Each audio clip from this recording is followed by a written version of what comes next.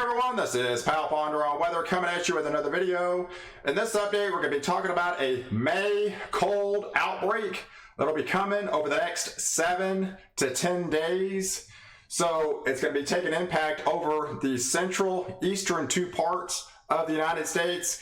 Here is an overall anomaly figure from coming up on Saturday, May the 9th, and it shows well below normal temperatures for much of the eastern two-thirds, the northeast, as well as even down to the south and southeast. But we're warm now, so how do we actually get there? So let's kind of delve into the details. Let's first of all take a look at the overall teleconnections. This is kind of give you an overall depiction on how all this is going to play out between now and the middle of the month. So if we take a look, if we kind of zoom into the NAO, which is the North Atlantic Oscillation, it actually goes negative by around the second week of May, about May 7th time frame, and it stays negative all the way through almost about the middle of the month. As well as the AO, which is the Arctic Oscillation, also goes negative and then actually stays negative towards about the middle of the month. We couldn't even get this pattern in like say the month of January in the heart of winter, but now that it's May, it's happening. Parts of April went negative, and it's actually going to be going more negative now that we're in May of this upcoming pattern of the next like I said, 7 to 10 days. If we zoom into the EPO, which is the Eastern Pacific Oscillation, it actually goes negative, but even strongly negative around the same time frame, essentially around the middle, second week of May into the middle of the month. And then the PNA will be positive. So that basically implies a lot of the cold air will align in the eastern part of the US and then funnel south. When it's negative, then a lot of the colder air in the heart of winter was aligned in the western part of the US, and then it kind of funneled south. So let's kind of delve into the details of the overall kind of a depiction on what this looks like. We actually, what they call, has a Greenland block coming up over the next 2 weeks, and how this pattern is actually going to play out. So basically we have a high pressure over Greenland.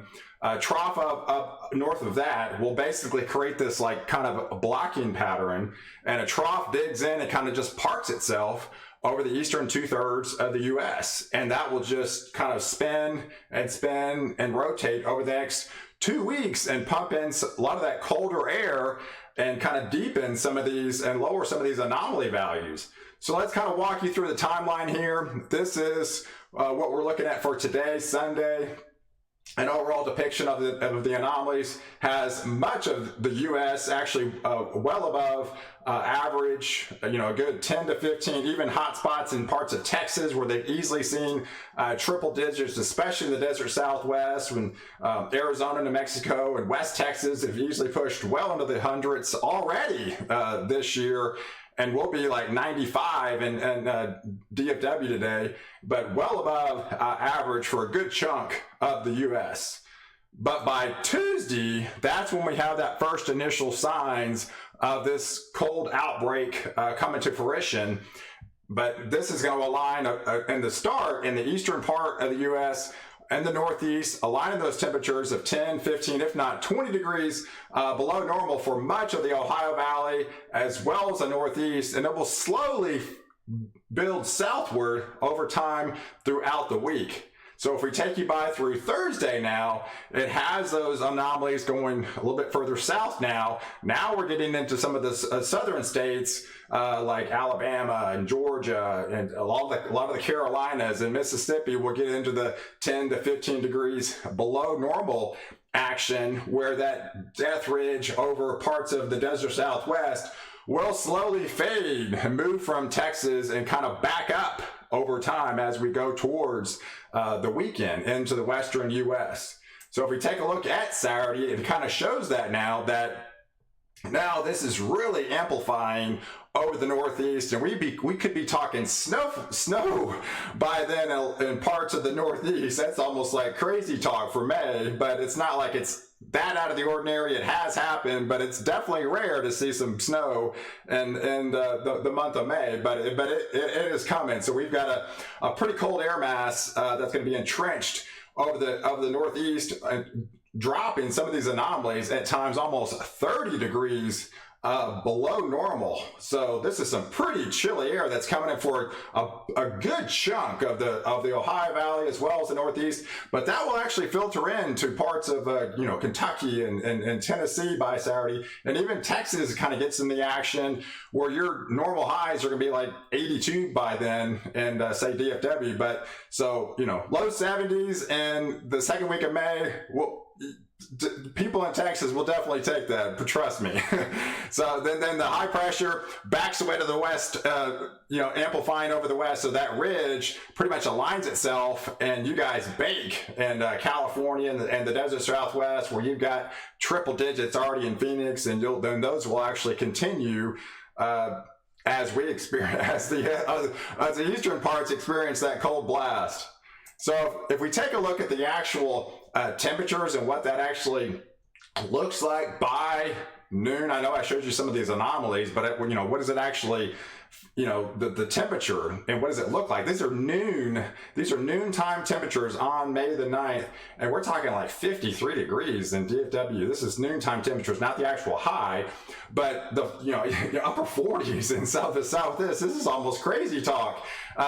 Kentucky, parts of the Ohio Valley will be parts below freezing by noontime, next Saturday. And a lot of these colder airs this cold air mass, like I said, will just entrench further south as we even progress into Mother's Day on Sunday, coming up next Sunday, where those cold anomalies will really start to amplify. Even kind of Florida gets part of the piece of the action by then, where you're going to be well above average for the next week, but you start getting a touch of this, some of that colder air, but it'll come all the way to the coast, all the way to the Virginia coast.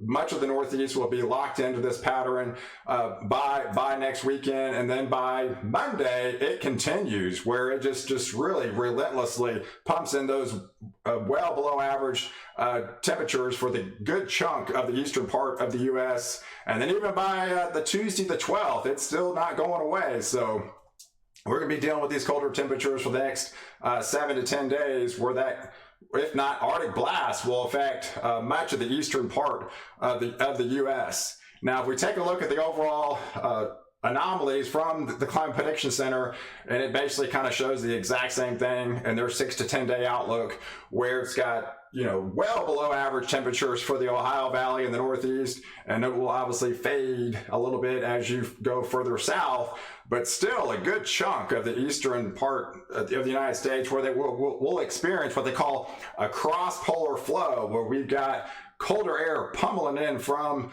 the polar regions with that Greenland block, and it sets up a two-pronged approach where you've got 20 to 30 degrees well below average to the east and 20 to 30 degrees above average in the west. So depending on where you live, it's going to be summer or winter. So you get a little bit of everything now. And then the overall outlook for May has that ridge building west, and much of the U.S. Southwest region and parts where they've experienced the baking temperatures already will continue. And we're going to be getting, at least well below normal average temperatures in the Northeast for the first half of May.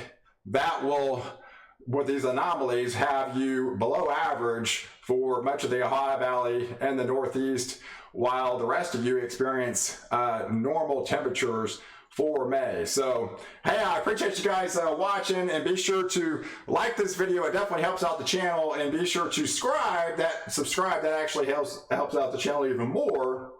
And definitely catch me in the next video tomorrow, where I protect you before and after storm.